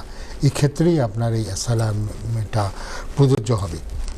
তো কিন্তু অনেকেই আমরা দেখেছি যে দেশে থাকার জন্যে কথা নিয়ে বার্তা নিয়ে অ্যাসাইলাম করে ফেলে, এবং আমরা দেখতে পাচ্ছি যে ইদানিং অনেক অ্যাসাইলাম যেটা মানে এই রিফিউজার সংখ্যা কিন্তু বেড়ে গেছে, এবং আরও হয়তো ভবিষ্যতে বাড়বে, এবং খুব তাড়াতাড়ি এই সিদ্ধান্তটা হচ্ছে। অনেকে অ্যাসাইলাম করার পরেই দেখতে পাচ্ছি যে আমরা 1 মাসের মধ্যেই তাদেরকে মেন ইন্টারভিউতে ডাকছে, মেন ইন্টারভিউতে ডেকে তাদেরকে তারা রিফিউজ করে দিচ্ছে।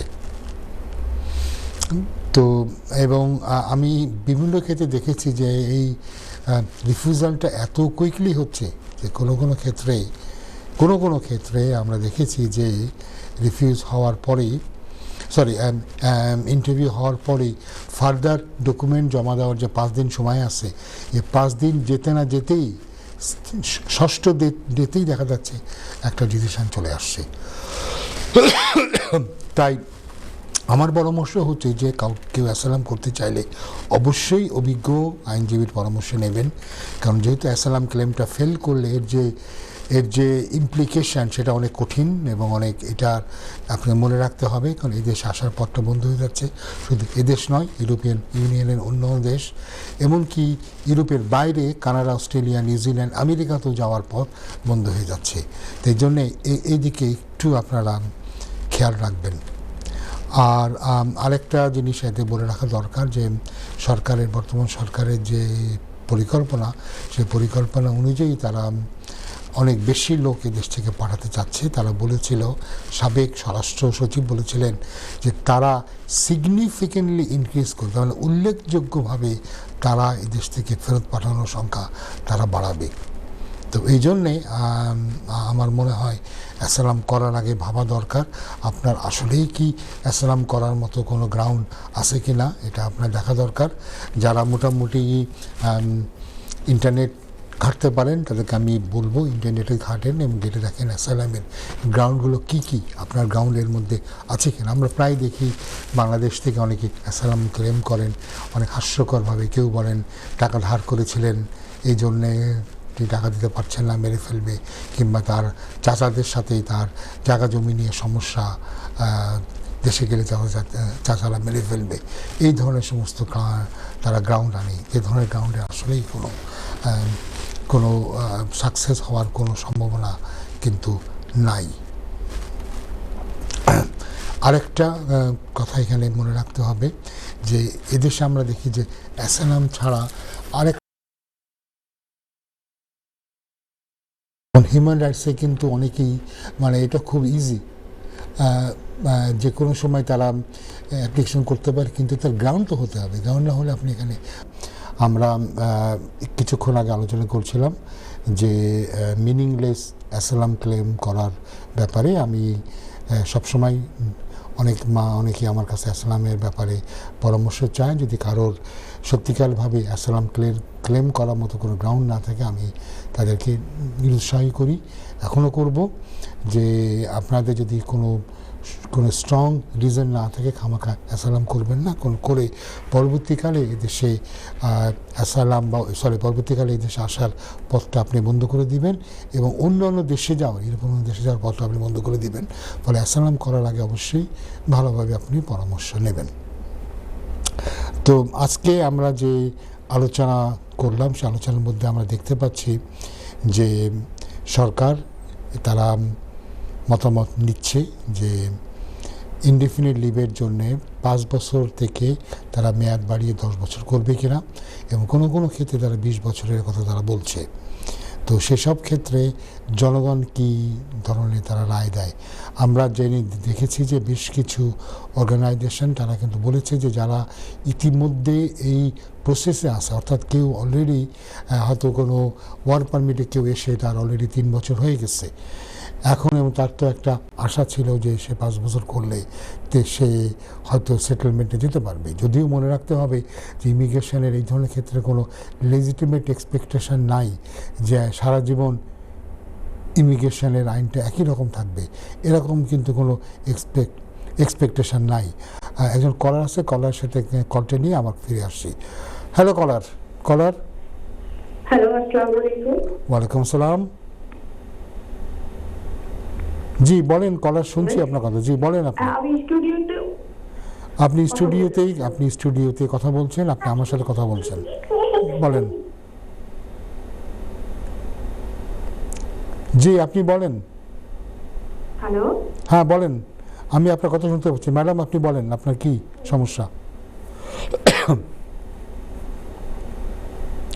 ম্যাডাম আপনার মনে হয় কলটা আপনার কেটে গেছে, আপনি আবার পরবর্তীতে আবার দেখেন, চেষ্টা করে আপনি আবার আসতে পারেন কিনা। তো আমরা যে এটা নিয়ে আমরা কথা বলছিলাম সেটা হচ্ছে যে অ্যাসাইলামের মতো একটা গুরুত্বপূর্ণ বিষয় আপনি অ্যাপ্লাই করার আগে অবশ্যই আপনি পরামর্শ নেবেন, এবং না নিয়ে একটা হুট করে একটা ক্লেম আপনি করে দেবেন না। আমি প্রায় দেখি এবং শুনি যে অনেকে বলেন আমি আমার লয়ারের কাছে গিয়েছিলাম অ্যাসাইলাম ব্যাপারে, তিনি কোনো সাহায্য করে নাই। এই সাহায্য করে না এটা বলতে আসলে কী মিন করা হচ্ছে? সাহায্য বলতে উনি মিন করছেন যে ওই উকিল তার জন্য ভুয়া কাগজ বানাই দেয়নি, ওই উকিল তার জন্য একটা কাহিনী বানাই দেয়নি। কারণ আমি তো উকিলের কাছে যাব, উকিল একটা কাহিনী বানাই দেবে। এটা উকিলের কাজ কিন্তু আপনার অ্যাসাইলামের কাহিনী বানানো না। আপনি কেন অ্যাসাইলাম চাচ্ছেন, দেশে গেলে আপনার কী প্রবলেম হবে, সেটা আপনি আপনার উকিলকে জানাবেন। উকিল হয়তো সেই কাহিনীর উপরে ভিত্তি করে আপনাকে বলবে, আচ্ছা আপনি তো বলেছেন, আপনার ধরেন আপনি তো বললেন যে আপনার প্রতিপক্ষের দল আপনাকে মেরেছিল, আপনি আহত হয়েছিলেন, আপনি 7 দিন হসপিটালে ছিলেন। তখন আপনার উকিল হয়তো আপনাকে বলবে যে আপনি যদি হসপিটালে থেকে থাকেন তাহলে হসপিটাল থেকে ডাক্তারের কাছে যে চিকিৎসা নিয়েছেন সেই চিকিৎসকের কাছ থেকে কোনো চিঠি আনতে পারেন কিনা, মেডিকেল রিপোর্ট আনতে পারেন কিনা, কিংবা আপনার শরীরে কি এখনও কোনো আঘাত আছে কিনা, আঘাতে দাগ আছে কিনা। তিনি তখন আপনাকে চাইলে কারোর কাছে পাঠাতে পারেন, এক্সপার্টের কাছে, যে আপনার এই দাগ দেখে উনি বলে দেবেন যে আপনার এই দাগটা কি, যে অ্যাটাকের কথা আপনি বলেছেন সেই অ্যাটাক থেকে আপনার হয়েছে কিনা। তো এটা হচ্ছে তার কাজ। আবার একই রকমভাবে যখন আপনি আপনার কেসের কথা আপনি বলবেন আপনি একটা রাজনৈতিক দলের সাথে জড়িত ছিলেন, তখনও তিনি বলবেন আপনি যে রাজনৈতিক দলের সাথে জড়িত ছিলেন তার কী প্রমাণ আছে, আপনার কি কোনো মেম্বারশিপ কার্ড আছে, আপনার কি কোনো দলের ঊর্ধ্বতন কর্তৃপক্ষের কাছ থেকে কি কোনো সাপোর্টিং লেটার আছে কিনা, আপনি যে দলের বিভিন্ন কর্মসূচিতে যোগদান করেছেন তার কোনো ছবি আছে কিনা, এগুলো উনি চাইবেন। উনি কিন্তু আপনাকে কাহিনী বলে দেবে না, উনি কিন্তু আপনাকে বলবে না যে আপনি বলবেন আমি অমুক উপজেলার আমি সাধারণ সম্পাদক ছিলাম, কিংবা আমি অমুক জেলার আমি ভাইস প্রেসিডেন্ট ছিলাম। এই কাহিনী উনি বলে দেবেন, ওনার কোনো দায়িত্ব নয়। এটা উনি যদি বলেন এটা আমরা যেটা বলবো যেটা ওনার প্রফেশনালি উনি খারাপ কাজ করলেন, এটার জন্য ওনার বিরুদ্ধে তার যেটা রেগুলেটরি বডি তার বিরুদ্ধে ব্যবস্থা নিতে পারে। এই কাজটা কিন্তু ওনার কাজ নয়, এটা আপনার কাজ। আপনি যদি বলেন আমি তো জানি না আমার কি বিপদ, আরে তাহলে তো আপনি অ্যাসালাম ক্লেম করবেন কেন? অ্যাসালাম আপনি তখনই ক্লেম করবেন যখন আপনি মনে করছেন দেশে ফিরে গেলে আপনার বিপদ হবে, আপনার ব্যক্তিগত নিরাপত্তা ক্ষুণ্ণ হবে, আপনার স্বাধীনতা ক্ষুণ্ণ হবে, আপনার মৌলিক অধিকার লঙ্ঘন হবে, তখনই আপনি অ্যাসালাম ক্লেম করবেন। অ্যাসালাম তো এই না যে একটা কাহিনী বানিয়ে দিলাম, সে কাহিনীর উপর ভিত্তি করে আমার থাকতে দেবে, এটা কিন্তু অ্যাসালাম নয়, এটা মনে রাখতে হবে। এটা হলো এক। দ্বিতীয়ত হচ্ছে ওই যে আপনি বললেন যে উনি যে একজন বলছে যে আমাকে আমার উকিল কোনো সাহায্য করে নাই। তা সাহায্য একটা হতে পারে কাহিনী বানিয়ে দেওয়া, কাহিনী বানিয়ে দেওয়ার কাজ নয়। দ্বিতীয় হতে পারে কাগজ বানিয়ে দেওয়া। তো কে আপনাকে এই কাগজটা বানিয়ে দেবে? এটা তো আপনার লয়ারের দায়িত্ব না। লয়ার আপনাকে বলতে পারে, যদি আপনি বলেন আপনি একটা দলের সাথে জড়িত, তো সেই দলের সাথে যে জড়িত তার আপনি প্রমাণ তিনি আমাকে এনে দেন। লয়ারে কিন্তু কাজ নয় যে তিনি গিয়ে নিজে কম্পিউটারে বসে আপনার জন্য একটা কাগজ তৈরি করে দেবে যে আমি মেম্বারশিপ ছিলাম, কিংবা দলের ঊর্ধ্বতন নেতার একজনের বরাত দিয়ে উনি একটা চিঠি আপনি তৈরি করে দেবেন। এটা কিন্তু ওনার দায়িত্ব নয়। এটা উনি করলে এটা অবশ্যই উনি খারাপ কাজ করবেন। এই জন্যে এটার জন্য তো আপনি লয়ারের কাছে আপনি যাবেন না, এটা নয়। কিন্তু আপনাকে মনে রাখতে হবে যে আপনার আসলে এই ধরনের কোনো কেস আছে কিনা। তো এই জিনিসটা একটা আপনার লক্ষণীয় দরকার। কারণ আপনি অহেতুক উকিলকে কেন পরামর্শ দেবেন? আপনার হয়তো কোনো ক্লেমই ছিল না। প্রায়শই আমরা দেখি এই ধরনের কথা আমরা শুনি, আমার উকিল আমার কেসের 12টা বাজিয়েছে। কী করে 12টা বাজানো? উনি আমার জন্য কিছুই করে দেয়নি। উনি কী করে দিবেন? আমি নিজে অনেক সময় খুব এম্বারাসড হই। অনেক সময় হয়তো আমার কাছে কেউ আসেন, এসে হয়তো বলেন যে আমি তো আসলে এদেশে আসছিলাম এজ এ স্টুডেন্ট, আর পড়াশোনা করতে পারিনি, এখন অ্যাসালাম করতে চাই। তো আমার কাছে সঙ্গত কারণেই তার কাছে আমার প্রথম প্রশ্ন হবে, তো আপনি বলেন আপনার দেশে গেলে কি সমস্যা হবে, কেন আপনি অ্যাসালাম ক্লেম করতে চান? তখন বলেন আপনি উকিল সাহেব, আপনি ভালো বোঝেন, আপনি বলেন কোনটা বললে আমি অ্যাসালাম কেসটা পাবো। তো আমার তখন বলতে হয়, ভাইয়া এটা আমার দায়িত্ব নয়, এবং বোঝা যাচ্ছে যে আপনার আসলে কোনো ক্লেম নাই, আপনি দয়া করে আমার অফিস থেকে যান। তো এই যে জিনিসগুলি কিন্তু আপনাকে মনে রাখতে হবে। ক্লেমটা আপনি কি করবেন না করবেন সেটা আপনার দায়িত্ব, আপনি বলবেন। এবং সেই ক্লেমের জন্য সেটাকে সাকসেসফুল করার জন্য কি কি আপনার লাগতে পারে। যেমন ধরুন আপনি হয়তো এসে বললেন আপনি সমকামী, তো সমকামী হিসাবে যদি আপনি থাকেন তো নিশ্চয়ই সে আপনার কাছে জানতে চাইবে আপনার কাছে, কারণ সমকামীরা যারা থাকে তাদের কিন্তু খুব ডিটেল স্টেটমেন্ট দেওয়াটা খুবই জরুরি। কারণ আপনার স্টেটমেন্টের মধ্যে থেকে অনেক কিছু প্রকাশ হবে। বিশেষ করে আপনার যে জার্নি, সমকামী হিসাবে আপনার যে জার্নিটা, এটা একটা বিরাট ব্যাপার। একটা মানুষ হঠাৎ করে সকালে ঘুম থেকে উঠে সিদ্ধান্ত নিতে পারে না যে আজ থেকে আমি সমকামী, আমি গতকাল পর্যন্তই ছিলাম আমি নর্মাল হেতেরোসেক্সুয়াল, আর আজ সকাল 7টা থেকে আমি সমকামী। এভাবে কিন্তু সমকামিতা হয় না। সমকামিতা একটা রিয়েলাইজেশন, একটা মানুষের উপলব্ধি। চলতে চলতে একটা সময় সেই মানুষটার মনে হবে যে আমি অন্য পুরুষদের চাইতে আমি ভিন্ন, আমার মহিলাদের প্রতি কোনো আকর্ষণ নেই। এটা কিন্তু একদিনে সে লোকটা বসে বুঝতে পারবে না, এটা একটা প্রসেস। এই জন্য অনেক সময় হোম অফিস তারা যখন ইন্টারভিউ করে, তারা কিন্তু ইমোশনাল যে জার্নিটা তারা জানতে চায়, যে তুমি যে এরকম হলো, তোমার ভিতরে কি কোনো ইন্টারনাল কোনো দ্বন্দ্ব হয়নি, তোমার মধ্যে কোনো কনফ্লিক্ট হয়নি, তোমার কি কখনো মনে এরকম হচ্ছে না যে সবারই নারীর প্রতি আগ্রহ আছে, তোমার সব বন্ধুবান্ধবী নারীর প্রতি আগ্রহ দেখায়, তোমার কেন নারীর প্রতি আগ্রহ নাই, এটা কেন? এই প্রশ্ন কি তোমার মধ্যে তখন আসবে না? আসবে। এবং তখন তুমি উপলব্ধি করলে যে আমি তো আসলে গে, আমার তো আসলে নারীদের প্রতি আগ্রহ নেই, তখন তোমার কী অনুভূতি হলো? তখন কি তুমি ভয় পেলে? তখন কি তুমি খুশি হলে? তুমি কি তখন সমস্যায় পড়ে গেলে? তুমি কি তখন চিন্তায় পড়ে গেলে? এই যে ইমোশনাল জার্নি, এটা কিন্তু ব্যাপার। এই প্রশ্নগুলো হয়তো যখন আপনাকে আপনার লয়ার করবে, আমি বলতে পারি না উকিল সাহেব আপনি বলে দেন, তখন আমার কী হবে? আরে প্রবলেমটা আপনার, কনফিউশন হলে আপনার হবে, ভয় হলে আপনার হবে। আপনার উকিল করে কী করে বলে দেবে যে এটা বুঝতে পারলে তখন তোমার ভয় লাগবে, তখন তুমি কনফিউজড হয়ে যাবা। এই জন্যে আমাদের মধ্যে এই যে একটা প্রবণতা আছে যে সব কিছুতেই উকিলকে ব্লেম করা। প্রায় সময় আমরা দেখি আমাদের কাছে অনেকে এসে বলে আমার আগের উকিল কিছুই করেনি। তো আমার প্রথম প্রশ্ন হয়, আপনার জন্য কি আসলে কিছু করার ছিল? যদি কিছু করার না থাকে উনি কী করবেন? আপনি এদেশে আসলেন 2 বছর বা 3 বছর মাথায় এসে বললেন আমি হিউম্যান রাইটস অ্যাপ্লিকেশন করবো। কেন অ্যাপ্লিকেশন করবো? আমার খালাতো ভাই আছে, খালাতো ভাইয়ের সাথে আমার একটা ফ্যামিলি লাইফ। এখন ধরুন এই ধরনের ফ্যামিলি লাইফের তেমন কিন্তু কোনো গুরুত্ব নাই ইমিগ্রেশন লতে। তো ফলে আপনি যদি বলেন যে আমার লয়ার আমার জন্য তেমন কোনো কাজ করলো না, তাহলে আপনি তো অন্যায় করবেন না। আমাকে হোম অফিস বললো তুমি বলেছো তোমার খালাতো ভাইয়ের সাথে তোমার ফ্যামিলি লাইফ আছে, তুমি তোমার খালাতো ভাইয়ের নামও দাওনি। আবার আরে আমার লয়ার যদি আমার খালাতো ভাইয়ের নামটা দিয়ে দিত তাহলে আমি ভিসাটা পেতাম। আপনি কি পেতেন ভিসা? আপনার খালাতো ভাইয়ের কাছ থেকে চিঠি নিয়ে আসলো তো এই গ্রাউন্ডে আপনার ভিসা পাওয়ার কথা নয়। কারণ ফ্যামিলি লাইফ সাধারণত খুব ক্লোজ রিলেটিভের ভিতরেই তারা অ্যাকসেপ্ট করে, স্বামী স্ত্রী, পিতা মাতা সন্তান, অথবা যদি খুব ক্লোজ রিলেটিভ না হলেও যদি এখানে ডিপেন্ডেন্সি থাকে, যেমন দেখা গেল আপনি হয়তো শারীরিক দিক দিয়ে খুব অসুস্থ বা অন্য কোনো কারণে আপনি মুভ করতে পারেন না, এখানে আপনার একটা কাজিন আপনাকে লুক আফটার করে রাখে। কিংবা এটা উল্টো হতে পারে, আপনার কাজিন খুব সিক এবং তিনি যে সোশ্যাল সার্ভিস থেকে তিনি যে সাপোর্ট পাচ্ছেন সেটা কিন্তু অ্যাডিকুয়েট নয়, এবং আপনি তার লুক আফটার করেন, আপনি তার দেখাশোনা করেন, এবং আপনি না থাকলে, আপনি তাকে দেখাশোনা না করতে পারলে তার দৈনন্দিন জীবন তিনি চালাতে পারতেন না।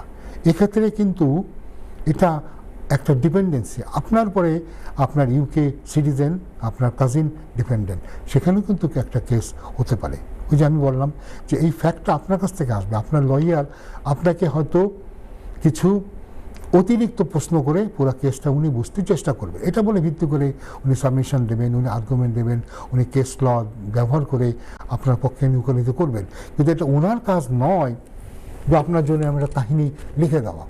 আপনি এই জন্য যাবেন না কোনো উকিলের কাছে, আমি যাব, যাওয়ার পরে আমার উকিল আমার জন্য একটা সুন্দর করে একটা কেস দিয়ে দেবে, এটা কিন্তু তার কিন্তু কর্তব্য নয়। একজন উকিল হিসাবে আমি বলবো এই ধরনের কোনো সমস্যা নিয়ে আমি কেন আমার মতো কারো কাছে আপনি যাবেন না। দয়া করে আমাদের কমিউনিটির লয়ারদের সময় আমি যেটুকু জানি এরা কিন্তু ক্লায়েন্টের জন্য অনেক কিছু করে, অনেক সময় অনেক এক্সট্রা মাইলও তারা চলে যায়। এটা করতে গিয়ে অনেকেই তারা কিন্তু নিজেরাই খুব বিব্রতকর পরিস্থিতির সম্মুখীন হয়, অনেক সময় তাদের বিরুদ্ধে স্যাংশনও আসে। তারা শুধুমাত্র আমাদের বাঙালি ক্লায়েন্টদেরকে সার্ভ করার জন্য এই ধরনের একটা অসুবিধার মধ্যে তারা কিন্তু পড়ে। তো এই জন্য যে অভিযোগ প্রায় করা হয় যে আমার উকিল আমার কেসের জন্য কিছুই করে নাই, 12টা বাজিয়েছে, আমার কাছে মনে হয় অধিকাংশ ক্ষেত্রেই এই ধরনের অভিযোগটা ভিত্তিহীন। হ্যাঁ, অবশ্যই সব পেশাতেই যেমন খারাপ লোক আছে, আমাদের পেশাতেও কিছু খারাপ লোক থাকতে পারে, অবশ্যই তারা খারাপ কাজ করতে পারে। এজন্যে কিন্তু আপনার প্রতিকারের ব্যবস্থা আছে। আপনি কিন্তু রেগুলেটরি বডির কাছে আপনি কমপ্লেন করতে পারেন, লিগাল ওম্বাডসম্যানের কাছে যেতে পারেন। তবে যে কোনো কমপ্লেন করার আগে সবার আগেই যে লয়ার আপনাকে সাহায্য করেছে তার কাছে আগে কমপ্লেন করেন, দেখেন তার কি বলার আছে, এবং তারপরে আপনি এ ব্যাপারে আপনি যে কোনো ব্যবস্থা আপনি নেবেন। তবে মনে রাখবেন অ্যাসাইলামটা মূলত তাদেরই জন্য। আবারও বলছি, অনেকবারই আমি বলেছি যে তাদের দেশে গেলে যাদের জীবনে নিরাপত্তা হুমকির সম্মুখীন, যারা বিপদের সম্মুখীন হবেন, যাদের ব্যক্তিগত নিরাপত্তা ক্ষুণ্ণ হবে, যাতে মানবাধিকার লঙ্ঘন হবে, যাদের এগুলো হবে না। মনে রাখবেন যে বাংলাদেশের মতো একটা দেশে আমরা সবাই কম বেশি রিস্কে আসি। রাস্তায় বেরোলে আপনি গাড়ির তলে চাপা পড়তে পারেন। বাংলাদেশে খুন জখম অনেক হয়, 2-3 হাজারের মতো মানুষ বছরে খুন হয়। তো ফলে অবশ্যই দেশে সাধারণ মানুষের নিরাপত্তা নিয়ে সমস্যা আছে। কিন্তু অ্যাসাইলাম পেতে গেলে আপনাকে দেখাতে হবে যে আপনার যে রিস্ক, এই রিস্ক সাধারণ যে কোনো মানুষের রিস্কের চাইতে ঊর্ধ্বে। সাধারণ মানুষ যে বিপদের সম্মুখীন হয় সাধারণভাবে বাংলাদেশে, আপনার বিপদ তার থেকে অনেক অনেক বেশি। তাহলেই আপনি অ্যাসাইলামটা ক্লেম করতে পারেন। অ্যাসাইলামের জন্য আমরা বলেছি, অনেকবারে বলেছি যে 5টা গ্রাউন্ড আছে, 5টা গ্রাউন্ডে যে কোনো একটা গ্রাউন্ডে আপনাকে দেখাতে হবে আপনার বেশি বিপদ হতে পারে। একটা হতে পারে আপনার রাজনৈতিক মতাদর্শের কারণে, একটা হতে পারে আপনার ধর্মীয় বিশ্বাসের কারণে, আপনার জাতীয়তা, আপনার বর্ণ, এবং আপনি কোনো সামাজিক গোষ্ঠীর অন্তর্ভুক্ত হলে এবং সেটার কারণে যদি আপনার বিপদ হতে পারে তবে আপনি অ্যাসাইলাম চাইতে পারেন। যাই হোক, আমার মনে হয় আমরা অ্যাসালাম নিয়ে বেশ অনেকগুলো কথা বললাম। আরেকটা জিনিস আমরা দেখছি সেটা হচ্ছে যে এই যে আমরা প্রথমে বলেছিলাম যে অনেকেই এদেশে ওয়ার্ক পারমিট নিয়ে বা স্টুডেন্ট ভিসাতে আসার পরে তারা কাজও করেনি কিংবা তারা পড়াশুনো করেনি, তারা গিয়ে কী করছে, অ্যাসালাম ক্লেম করেছে। তো এক্ষেত্রে যেটা হয়েছে আমরা দেখতে পাচ্ছি যে বাংলাদেশ, পাকিস্তান এবং বেশ কিছু দেশ থেকে তারা মনে করছে যে আমাদের এই ওয়ার্ক পারমিট হোল্ডাররা বা যারা স্টুডেন্ট ভিসা নিয়ে আসছেন তারা আসলে জেনুইন নন। এই কারণে আমরা অনেকেই অনেক ক্ষেত্রে দেখা যাচ্ছে যে এই ভিসাগুলি রেস্ট্রিক্টেড হয়ে যাচ্ছে। পাকিস্তানের ব্যাপারে তারা অলরেডি বলেই দিয়েছে যে তারা স্টুডেন্ট ভিসা দেওয়ার ব্যাপারে তারা অনেক কিছু চিন্তাভাবনা করবে, ফলে স্টুডেন্ট ভিসাটা রেস্ট্রিক্টেড হয়ে গেছে পাকিস্তানের ক্ষেত্রে এবং আরও কয়েকটি দেশের ক্ষেত্রে। বাংলাদেশের ক্ষেত্রে এখনও হয়নি, তো কবে যে আবার হবে এটা কিন্তু আমরা নিশ্চিত নই, সতর্ক হতে হবে। আবার ওয়ার্ক পারমিটের ক্ষেত্রে আমরা যখনই 2021 এপ্রিলে তারা বললো যে কেয়ার ওয়ার্কারকে তারা শর্টেজ ক্যাটেগরি টানবে, তখনই কিন্তু আমি বলেছিলাম, এই টিভিতেই বলেছিলাম, অন্য টিভিতে বলেছিলাম যে এটাকে মিসইউজ করবে কিছু লোক উদ্দেশ্যপ্রণোদিতভাবে ওয়ার্ক পারমিট বিক্রি করে মানুষকে নিয়ে আসবে, যারা এদেশে আসার পরে আর কোনো কাজও পাবে না, তা একটা বার্ডেন হয়ে থাকবে এবং এরা অনেকেই কিন্তু পরবর্তীকালে অ্যাসালামে শরণাপন্ন হবে। আমার কাছে এরকম বহুত ক্লায়েন্ট আছে বা যারা বুদ্ধির জন্য পরামর্শ জন্য এসেছেন, যারা 1 বছরের উপরও এদেশে এসে ওয়ার্ক পারমিট নিয়ে এসেও যারা কাজ পাননি। তো এটা অবশ্যই একটা দুঃখজনক, কিন্তু এটা নিয়ে আমরা অবাক হইনি, কারণ আমরা জানতাম যে এই ভিসাটাকে মিসইউজ করবে। এই মিসইউজ করার কারণেই আমরা দেখতে পেয়েছি যে কীভাবে কেয়ার ওয়ার্কার ভিসা তারা বন্ধ করে দিল। এবং একটা স্ট্যাটিস্টিক্স আমরা জানি 30,000-এরও বেশি work permit holder, care holder এদেশে আসার পরে যারা জব ছাড়া বেকার হিসাবে পড়ে আছে। তো এটার জন্য আপনি দোষ দিবেন? এবং এদের অনেকের সাথে যদি আপনি পরামর্শ করেন, জানতে পারবেন এরা অনেকেই 20,000 25,000 পাউন্ড খরচ করে এই জবগুলো তারা ম্যানেজ করেছে। কোনো জেনুইন জব হলে সেখানে কিন্তু পয়সা খরচ করার কোনো ইস্যুই নাই, থাকতে পারে না। আমরা হিউম্যান রাইটসের ক্ষেত্রে আরেকটু আপডেট দেই। আমরা এর আগে বলেছি যে সরকারের একটা পরিকল্পনা আছে, তারা আর্টিকেল 8-এর ব্যবহারটাকে তারা কী করে সীমাবদ্ধ করবে, এটা নিয়ে তাদের একটা পরিকল্পনা আছে। এবং আমরা তো জানি যে তাদের পরিকল্পনা আছে যে European convention of human rights থেকে তারা বেরিয়ে আসতে পারে কিনা। এবং বর্তমানে যে হিউম্যান রাইটস অ্যাক্ট আছে 1998-এর, এটাকে সম্পূর্ণ বাতিল করে দেওয়ারও পক্ষে অনেক কথা বলা হচ্ছে। সরকারের একটা কমিশন বোধহয় এ নিয়ে তারা চিন্তা ভাবনা করছে এবং একটা পর্যায়ে হয়তো তারা একটা আপডেট দিবে আমাদেরকে। তো ফলে আমরা আগে যেটা বলেছিলাম যে এদেশে ইমিগ্রেশন কোন দিক দিয়ে কোথায় যাচ্ছে, এটা আমরা কেউই বলতে পারি না।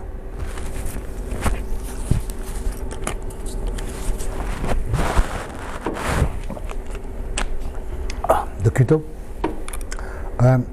সেই দর্শকবৃন্দ, আরেকটা বিষয় আমরা এখানে কিছুদিন ধরে লক্ষ্য করছি, সেটা হচ্ছে যে একটা ব্যাপক সংখ্যক ভিজিটর ভিসা রিফিউজ হচ্ছে বাংলাদেশ থেকে, এবং এমনকি যারা আগে এদেশ থেকে বেরিয়ে গেছে তাদেরও ভিসা কিন্তু পুনরায় ভিসা তারা দিচ্ছে না। এবং এটা তারা বলছে, প্রায় ক্ষেত্রে তারা বলছে যে বিশ্বাস করি না তুমি জেনুইন ভিজিটার, তুমি আসলে তুমি থাকবে না। বিভিন্ন ছোটোখাটো ভুল ত্রুটিগুলো ধরে তারা ভিসাকে রিফিউজ করছে। এক্ষেত্রে আমরা দেখেছি কোনো সময় যদি আমরা জুডিশিয়াল রিভিউ করতে যাই বা করি, সেক্ষেত্রে তারা হোম অফিস মেনে নেয়, মেনে নিয়ে তারা রিকনসিডার করার জন্য অ্যাপ্লিকেশান ফেরত নেয়, নিয়ে তারা ভিসা দিয়ে দেয়।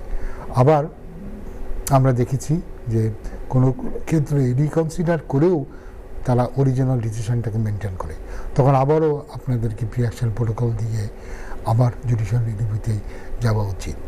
তো এই যে বিষয়টা, এটাও কিন্তু আমরা মনে করি একটু ভালো করে ভেবে দেখা দরকার। একটা অ্যাপ্লিকেশন যখন করেন, যেমন আমরা দেখেছি কোনো অ্যাপ্লিকেশন একজন তার পুরো পরিবার নিয়ে দেশে বেড়াতে আসতে চাচ্ছে এবং বেড়ানোর জন্য কোনো সিগনিফিক্যান্ট কারণে কিন্তু নয়। তো সাধারণত আমাদের দেশের যে মানুষ, সে যারা এই দেশে এসেছে তাদের যদি ইমিগ্রেশন হিস্ট্রিটা আমরা দেখি, প্রোফাইলটা দেখি, আমরা দেখি যে যখনই মানুষ পুরো ফ্যামিলি নিয়ে দেশে আসে তাদের অনেকেই আর ফেরত যায় না, এবং ফেরত যাওয়ার মতো সঙ্গত কারণও কিন্তু নাই। তা আমার মনে হয় যে এই সমস্ত কিছু মাথায় রেখে এই ভিসাগুলি তারা এখন রিফিউজ করছে। তো ওই যে বললাম যে এই ভিসাগুলি রিফিউজ করলে আপনার অ্যাপিল করার সুযোগ নাই, যেটা আছে একমাত্র সেটা হচ্ছে জুডিশিয়াল রিভিউ করা, এবং জুডিশিয়াল রিভিউ করে যদি আপনি কোনো স্যাটিসফ্যাক্টরি কোনো জবাব পান ভালো কথা, না হলে আবার আপনাকে ফ্রেশ অ্যাপ্লিকেশন করতে হবে। মনে রাখতে হবে আগে যে কারণে আপনার ভিসাটাকে রিফিউজ করেছে সেই কারণগুলি আপনি অ্যাড্রেস করে দেবেন, যাতে আবার একই কারণ দেখিয়ে আবার ভিসা আপনার রিফিউজ না হতে পারে। স্টুডেন্টের ক্ষেত্রে যেটা আমি আগেই বলছিলাম যে এখন বেশ কিছু রেস্ট্রিকশন হচ্ছে, দুঃখজনকভাবে হলো সত্যি যে এদেশের বেশ কিছু বিশ্ববিদ্যালয় আর এখন বাংলাদেশি স্টুডেন্টদেরকে ভিসা দিচ্ছে না।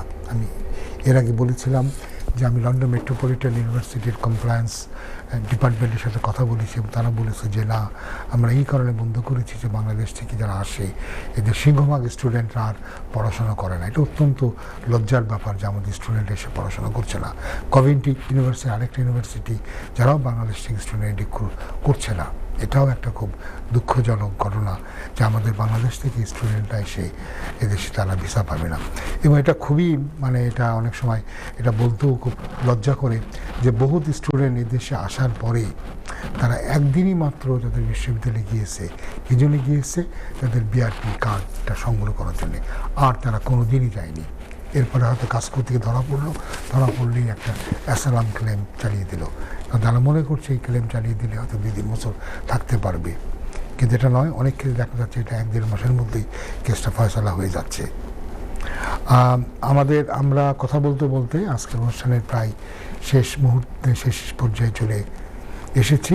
এতক্ষণ আমার সাথে থাকার জন্য ধন্যবাদ। এই অনুষ্ঠানে আমরা বেশ কিছু উল্লেখযোগ্য কল নিলাম, অনেক কলারের অনেক উদ্বিগ্নতা আছে। একটা কথা এখানে যেখানে সামারি দিতে পারি যে FLR-AP অ্যাপ্লিকেশান করলে অনেক সময় লাগতে পারে, প্রায় 2 বছরও লাগতে পারে, 6 মাস থেকে 2 বছর লাগতে পারে সিদ্ধান্ত পেতে। ফলে সিদ্ধান্ত পেতে দেরি হলে এতে ঘাবড়ে যাওয়ার কোনো কারণ নেই, এটা সময় নিচ্ছে। সিটিজেনশিপ অ্যাপ্লিকেশনের ক্ষেত্রে অ্যাভারেজ টাইম হচ্ছে 3 থেকে 6 মাস। ফলে 3 থেকে 6 মাসের মধ্যে সিদ্ধান্ত না আসলে আপনারা টেনশন করবেন না। আরও আপডেটের ক্ষেত্রে আমরা বলেছিলাম যে সরকার জনমত সংগ্রহ করছে যে ইনডেফিনিট লিভের সময়টা তাকে 5 বছর থেকে 10 বা 20 বছর করবে কিনা। আগামী ফেব্রুয়ারিতে আমরা একটা সিদ্ধান্ত জানতে পারবো। তো সুধী দর্শকবৃন্দ, এতক্ষণ আমার সাথে থাকার জন্যে অনেক ধন্যবাদ। আবার ইংরেজি নববর্ষের শুভেচ্ছা নিয়ে আজকের মতো এখানেই ইতি টানছি।